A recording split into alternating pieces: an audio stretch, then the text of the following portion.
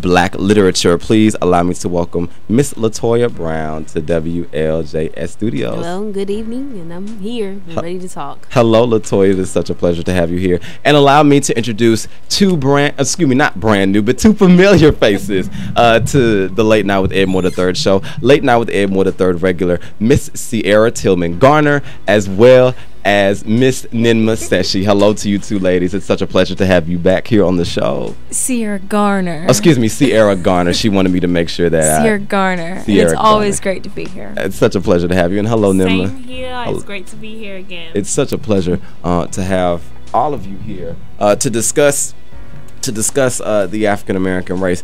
One thing about tonight, ladies and gentlemen, we hope that whatever it is that we may say here, we hope that it can be said with open mind and an open heart. And I also ask that all of you, our 5 guests here, we also ask that you be open-minded and that you be willing and that you open your heart up to our conversation tonight. And we hope that something good can come out of this tonight. One of the things that I would like to ask each and every one of you, what does it mean to be African American? What does it mean to say, I'm black? Kaya Nadine, what does it mean for you to say that that you are African American? Well, being an African American is so much more than just the label itself, you know. Our people have come a long way, not just, you know, from the slave times, but, you know, evolving from that. So whenever I use African American or the term black when I describe my race, I use it in a proud sense because I know that being an African American is something to be proud of. So that's, yeah. What about you, Miss Latoya Brown? What does it mean to say that you're African American? Well, in school, you know, you never think about it. You know, you've been black all your life. Everybody around you is black.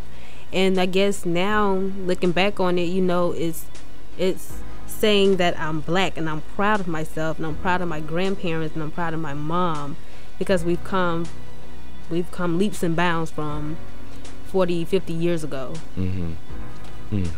What about you, Sierra Garner?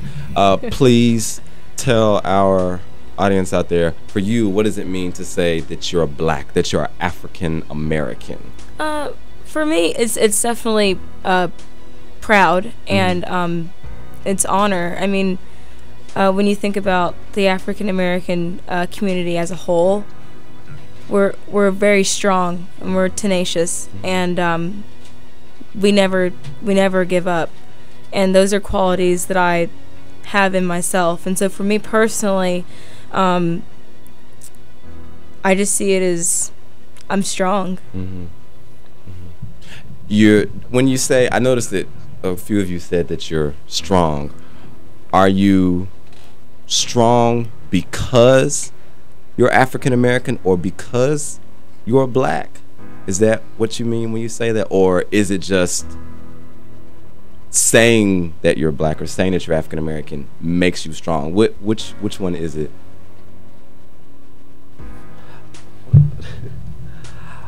I think where they were coming from exactly as being an African American, in the sense that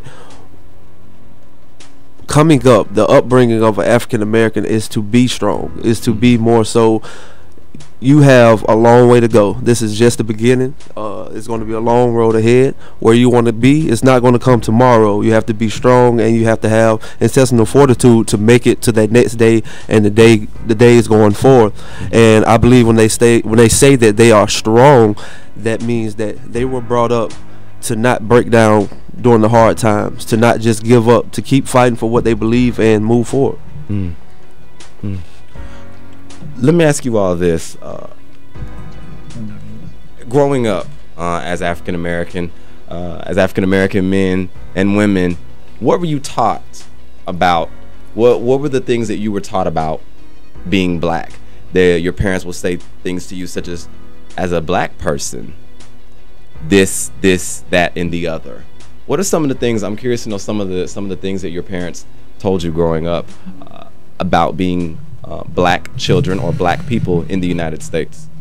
Well, obviously, I'm probably judging from my accent. I'm not American, but I'm British Nigerian, and I was raised in England. So the area that I was raised in, I can't speak much for like the American upbringing or whatnot, but I can speak from what I was taught from where I was living, because I lived in the suburbs of basically London, but it was South Croydon, and like everyone that I went to school with was white. I had probably like a handful of people, and literally people I could count on my 5 fingers that were in my class that were actually black in my race, and that I could probably relate to probably culturally.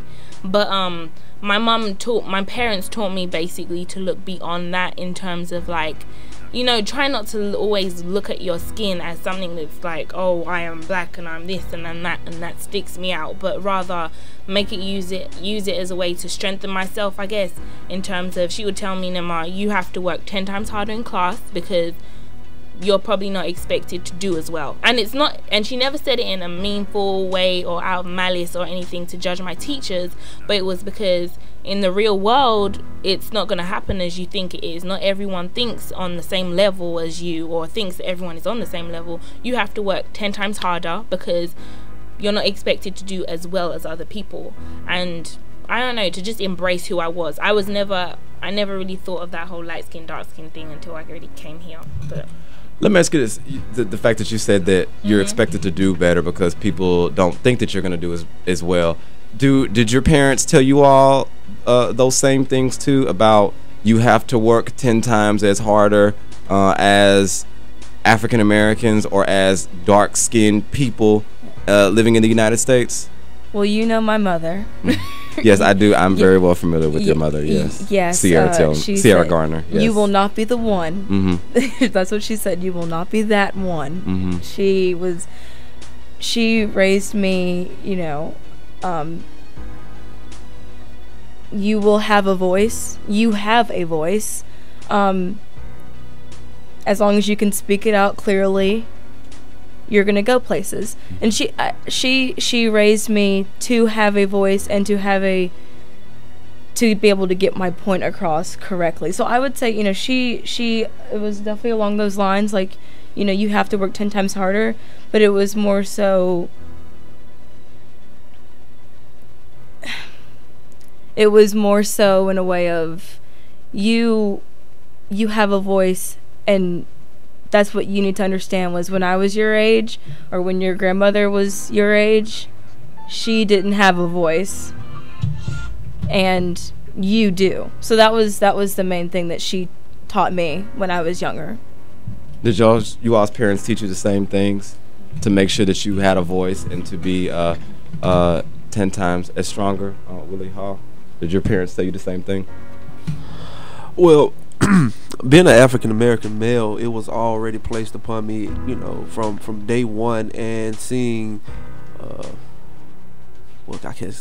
seeing all the examples of African American men in society when I was coming up, and just looking at the way they went about carrying themselves and how they reached the heights that they wanted to reach.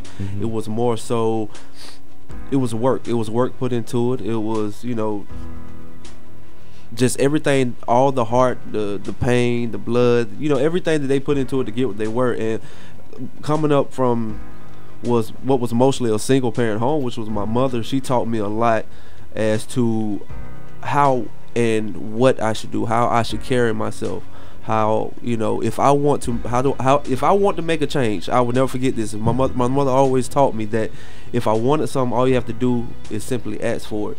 And if what you want you can't obtain by asking, then you work your way to getting what you want, and just hard work.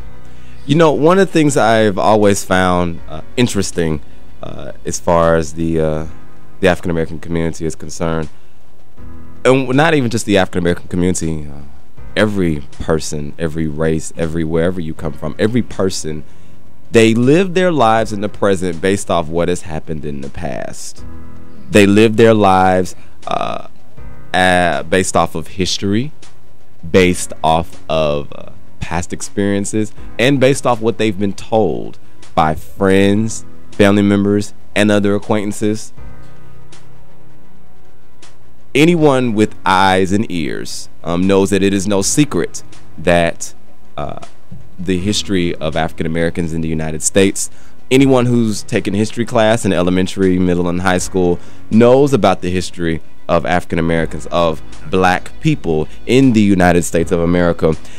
And one of the things I, as a human being, that I find so almost disheartening is that there are many of us who, there are things that have happened to us in our past, and we still live our present life with that fear that it will happen again. We still live our lives in our present as if we need to protect ourselves or defend ourselves from X, Y, and Z occurring again. What are some of the things, as African Americans, do you think African Americans, what are some of the things that you think that African Americans do and the way they conduct their lives in the year 2012 as a result of some of the things that have happened historically in America's past? What are some examples that you can think of, such as, well, I believe African Americans do this because of this? Wooly Ha? Well, I was reading an article before we actually started the show, and historically we're stereotyped as being servile, primitive, simple-minded, lazy, and very religious, I guess, forms of life. You know, however you want to look at it. And to kind of piggyback on what I was saying earlier, to segue to the question that you just asked, it's kind of hard when coming out or being born into this world as a black human being. First of all, you have to kind of jump those stereotypes. You can't view yourself as what everybody else historically viewed you as, and after you can, you know, kind of climb that mountain and overcome and oversee all those stereotypes, then you kind of move forward. And pretty much a lot of the thought process of some black Americans, some African Americans, is historically what has been carried through the years as what your grandmother's mother told her, or what she told you, or what your father's fathers told you, and so forth and so on. And we kind of have to break that curse, because you are who you think you are. What you see in the mirror is what you're going to display to the world. Do y'all believe that too? What you see to yourself is what you give off to the world. Do you think that it's, as African Americans, do you feel that it might be easier to fight off those stereotypes, or is it harder? Harder. It's harder, Sierra Garner? For me, it's harder to fight off a stereotype when you listen to the radio, or you turn on the TV, or you watch the news. Like, for me, it's harder for me to break my stereotype. I mean, because it's just like, how can you when, you know, there's just nonsense? Like, it's, you know what I mean? It's just, to go off what Sierra just said, it's very hard when the media plays such a strong role in, like, our culture as people in general, just everybody. And, like, automatically, if I'm to walk into a room, I'm going to be automatically seen as an aggressive black woman who has an attitude, you know, or who thinks I know it all, or whatever, or I come off too harshly because I speak confidently. You know, like, if you are a little bit educated as a black woman, they think that you're arrogant, and you think, you know, and you want to wrap everyone up, so to speak, you know, like, or that we might come off a little too, you know, it's a lot of stereotypes, because of even Michelle Obama was, like, stereotyped as being harsh and, you know, and everything, but they don't even know you. So, and I think that is a great segue into this next question. Do African Americans, do black people living in the United States of America, do African Americans create their own stereotypes?